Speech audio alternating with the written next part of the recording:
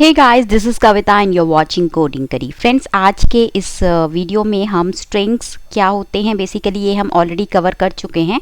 हम आज देखेंगे स्ट्रिंग्स की प्रॉपर्टी और मेथड्स के बारे में। ये बहुत इंपॉर्टेंट है, बहुत जगह हमें रियल लाइफ प्रोजेक्ट्स में काम आते हैं, तो इसको ध्यान से देखिएगा, ठीक है। तो ये अभी मेरा इंडेक्स फाइल है, इसमें मैंने एक जस्ट पी लिया है और उसको एक आईडी दे दी है, राइट। और यहाँ पे मैंने पार्ट 11.js जो है वो हमारी मैंने यहाँ पे इम्बेड करके रखी है और अभी ये जो है ब्लैंक है, ठीक है।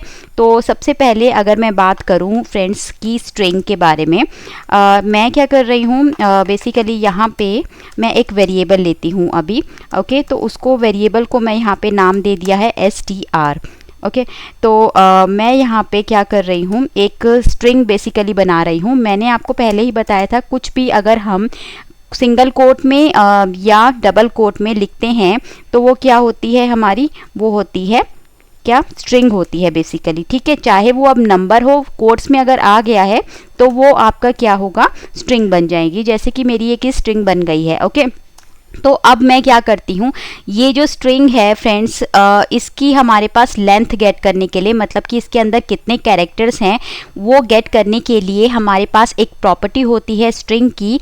तो वो स्ट्रिंग की प्रॉपर्टी क्या होती है, वो होती है डॉट लेंथ की प्रॉपर्टी। तो मैं क्या करती हूँ, एक न्यू str नाम का एक और मैंने वेरिएबल लिया, उसके अंदर मैंने str डॉट, मतलब कि जो हमारी ये स्ट्रिंग थी ये वाली डॉट क्या करना है, मैंने लेंथ कर देना है, ठीक है। मैं जैसे ही लेंथ करूँगी और मैं ये जो लेंथ आएगी ना इस str की, उसको मैं यहाँ पे ये जो हमारा p है ना इसके अंदर दिखाना चाहती हूँ, ठीक है। तो उसके लिए हमें सबसे पहले क्या करना पड़ेगा, मैं इसको जो हमारा p था बेसिकली उसको मैं गेट कर रही हूँ। गेट करने के लिए मैं document dot gate element by ID ले रही हूँ।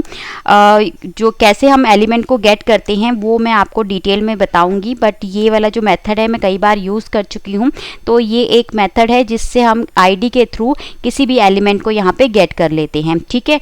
तो अभी मैं क्या करती हूँ, जो हमारा पैराग्राफ है बेसिकली जो एलिमेंट हमने गेट किया है उसके इनर HTML में क्या डाल दूंगी, मैं न्यू str जो है हमारी वो मैं डाल दूंगी, ठीक है। तो चलिए हम अपने ब्राउज़र पे चलते हैं।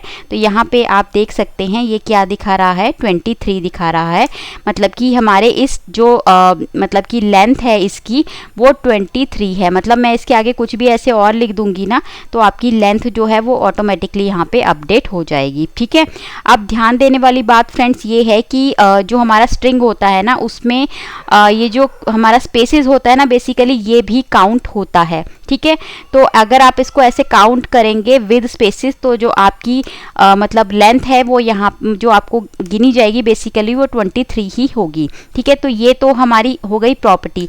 अब बहुत सारे ना हमारे पास स्ट्रिंग के मेथड्स आते हैं जिसके थ्रू हम अलग अलग स्ट्रिंग को हमारे मतलब जैसे हमको रिक्वायरमेंट है उसके हिसाब से हम मेथड्स लगाते हैं, ठीक है। तो जो हमारा मेथड होता है बेसिकली फर्स्ट जो काफ़ी फेमस मेथड है वो है हमारा इंडेक्स ऑफ का मेथड, ठीक है। तो वो क्या होता है, कैसे हम यूज़ करते हैं वो देख लेते हैं।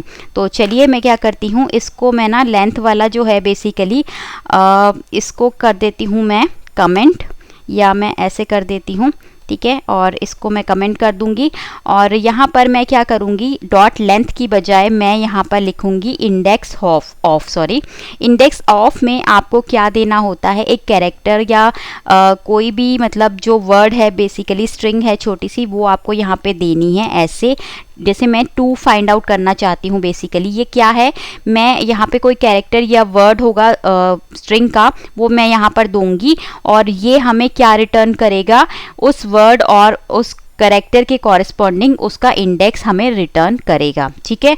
तो चलिए क्या देख लेते हैं हम, ये आ रहा है 8। ये 8 कैसे आ रहा है फ्रेंड्स, जो हमारा इंडेक्स होता है ना वो हमेशा 0 से स्टार्ट होता है, ठीक है। तो ये 0 मतलब कि W, तो यहाँ से स्टार्ट हो गया 0 से, 0 1 2 3 4 5 6 7 मतलब कि स्पेस भी काउंट हुआ, ठीक है। और यहाँ टी से इसको स्टार्ट मिल गया, ये वाला सेम मैच हो गया, तो इसने यहाँ पे इसको 8 रिटर्न कर दिया है, ठीक है। इतना समझ में आया। इंडेक्स ऑफ का एक सेकेंड पैरामीटर भी होता है जो कि ऑप्शनल होता है। वो क्या होता है, मतलब कि ये तो ये हो गया कि क्या, कौन सा वर्ड, कौन सा कैरेक्टर सर्च करना है और कहाँ से सर्च करना है, वो यहाँ पे आप दे सकते हैं, ठीक है। जैसे कि मैं यहाँ पर अगर देती हूँ वेलकम, जैसे मैंने यहाँ पे लिखा ना, वेलकम टू कोडिंग करी टू चैनल, कुछ भी मतलब आप लिख लो ऐसे, मैं ऐसे कोई कुछ भी मतलब एक एग्जांपल देने के लिए बेसिकली आपको बता रही हूँ। यहाँ पे 2 देखिए 2 बार है, ठीक है। अब पहले तो ये वाला 2 दे रहा था, मतलब इसका जो है इंडेक्स हमें 8 बता रहा था, बट अभी मैंने क्या कर दिया है, मैं इसको बोलती हूँ 2 मतलब सर्च करो और कहाँ से सर्च करना स्टार्ट करो, मैं इसको बोल देती हूँ 10 से। मतलब कि अब जो इंडेक्स 10 होगा वहाँ से लेकर आगे की तरफ अगर आपको 2 कोई मिलता है तो आप मतलब उसका इंडेक्स ऑफ जो है वो रिटर्न कर दो। तो देखिए यहाँ पे 24 आ गया है, ठीक है।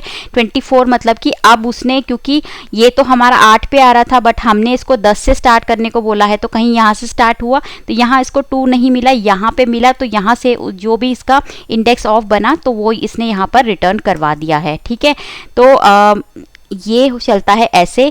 और अगर फ्रेंड्स हम कुछ ऐसा मतलब पास कर देते हैं ना इसमें जो कि इसमें है ही नहीं, ठीक है, मैं क्या करती हूँ, इसको यहाँ से अभी हटाया मैंने और यहाँ पे मैं क्या करती हूँ, जैसे मैंने यहाँ पे कोई जॉब ऐसे डाल दिया, ठीक है।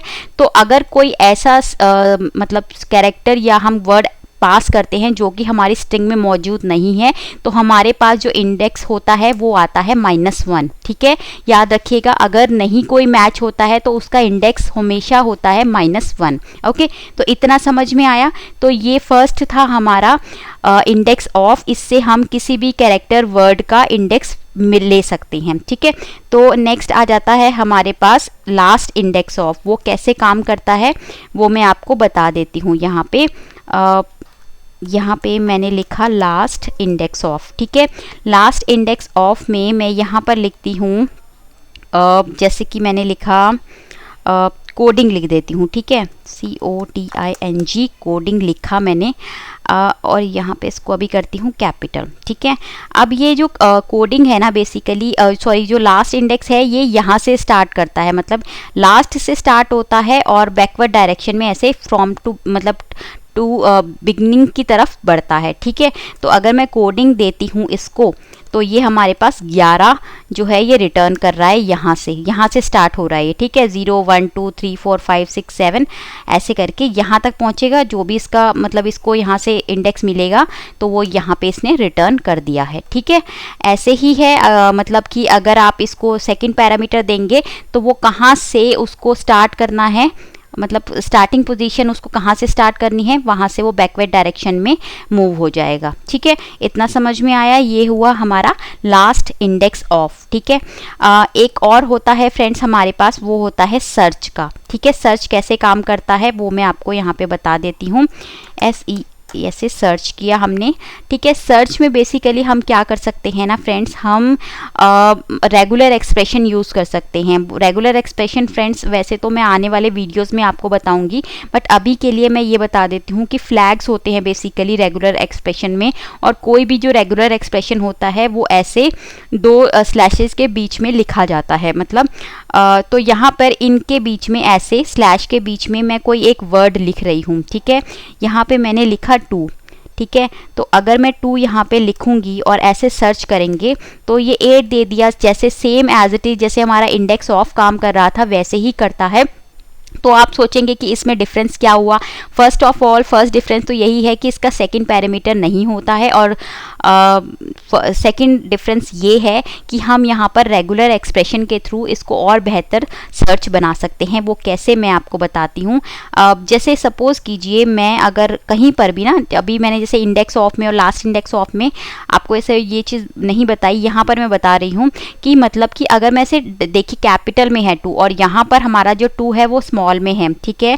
अगर मैं ऐसे सर्च करूँगी तो यहाँ पे ये -1 दिखाएगा। इट मीन्स कि इसने सिर्फ इसको, ये केस सेंसिटिव है बेसिकली, इसने देखा कि टी कैपिटल वाला तो यहाँ पर कोई है ही नहीं, बट हमको तो ऐसा मैच कराना है, मतलब कि चाहे स्मॉल हो अपर केस हो बट हमें चाहिए, ठीक है। तो यहाँ पर हम इसको आई फ्लैग से रिप्रेजेंट कर देंगे, मतलब कि अब ये केस सेंसिटिव नहीं होकर केस इनसेंसिटिव हो गया है। तो यहाँ पर इसने देखिए फिर से इसको 8 दे दिया है, मतलब इसने देखा कि ये स्मॉल है या कैपिटल है, जो भी है इसने यहाँ पे चेक किया और इसने यहाँ पे रिटर्न करवा दिया है। ओके, तो इतना समझ में आया आपको। तो ये होता है। और इसके अलावा जो हमारा है वो नेक्स्ट आते हैं हमारे पास एक अगर हमको किसी एक स्ट्रिंग में से कुछ छोटा सा पार्ट एक्सट्रैक्ट करना है, ठीक है, तो उसके लिए हमारे पास एक मेथड होता है, वो होता है स्लाइस का मेथड। वो क्या होता है, कैसे काम करता है, चलिए देख लेते हैं। यहाँ पर मैं इसको कर रही हूँ स्लाइस, ठीक है। स्लाइस में जो पहला होता है वो होता है कि आपको कहाँ से स्टार्ट करना है, ठीक है। तो मैं कहती हूँ कि मुझे 0 1 2 3 4 5 6 7 8, ठीक है, तो मैं ये 7 दे रही हूँ बेसिकली, ठीक है। 7 से लेकर मुझे करना है मैं कर देती हूँ 10 तक, ठीक है। ये कैसे काम करता है मैं अभी आपको बताती हूँ। मैंने ये जो फर्स्ट होता है ये बताता है कि कहाँ से आपको स्ट्रिंग जो है वो निकालनी है, कट करनी है, ठीक है, और ये कहाँ तक करनी है। जो ये 10 होता है ना बेसिकली फ्रेंड्स, ये होता है n-1, मतलब कि मतलब 7 से स्टार्ट होकर 10 से 1 कम, मतलब 9 तक, ठीक है। तो उसके बीच में हमारे पास ये क्या आ रहा है, 2 आ रहा है। ये कैसे काम किया ये मैं बताती हूँ। देखिए 0 1 2 3 4 5 6, ठीक है, 7, ठीक है, 7 तक यहाँ पे आ गया।